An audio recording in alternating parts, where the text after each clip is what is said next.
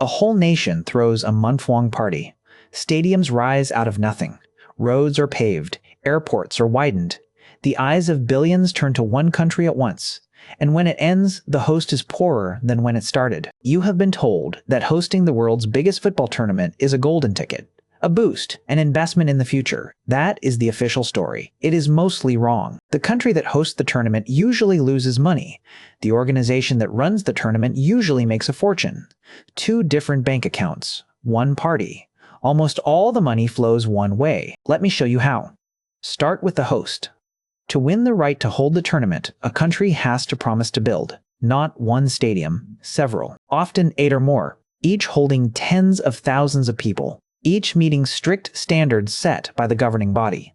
The bill runs into the billions, and stadiums are only the start. You need new roads to reach them, new rail to move the crowds, hotels, airports, security, power.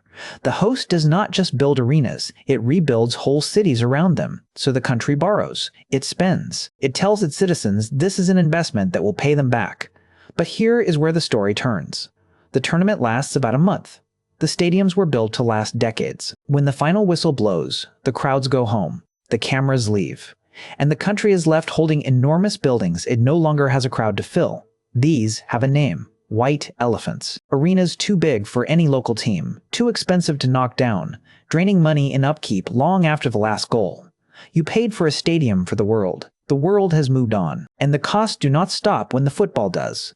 The promised tourism boom often disappoints. Regular visitors stay away during the chaos and the prices. Many fans who come spend inside the tournament's own walls, not in the wider economy. The jobs created are mostly temporary, gone by the next year. The host carries the debt. For years, sometimes for a generation. So if the host is losing, who is winning? Follow the money out of the country. It goes to the body that owns the tournament itself. That body does not build the stadiums. It does not borrow for the roads. It does not pay the upkeep when the crowds vanish. It collects. Think of the tournament as a pie. Now watch who takes the slices. The biggest slice is broadcast rights. The right to show the matches is sold to television networks all over the world for billions. That money does not go to the host. It goes to the governing body. The next slice is sponsorship. A handful of global brands pay enormous sums to attach their name to the event. That money also goes to the body, not the country. Then ticketing, licensing, hospitality. Slice after slice. Add them together and you get one of the most profitable events on Earth. And the organization that runs it is, by design, a body that is not even meant to turn a profit. The host built the stage. Someone else sold the tickets to the show. Now here is the part that should make you sit up. You are inside this pie. You just cannot see your slice. When you watch the matches, you are the audience the broadcast rights were sold for. Your attention is the product. The billions paid by networks were a bet on you watching. When you buy the sponsor's drink, the sponsor's phone, the sponsor's car, a sliver of that travels back up the chain to the body that owns the tournament. And if you live in the host country, you help pay for the stadium. Your taxes built the stage. Your government took on the debt.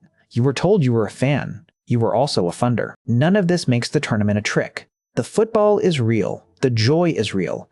Billions of people are genuinely thrilled, and that is not nothing. But thrill and profit are not the same thing, and they do not land in the same pocket. The country gets the memory, the body gets the money. So the next time a nation wins the right to host, and the celebrations begin, ask the quiet question underneath the fireworks. Who is paying for this party, and who is being paid? Now you know.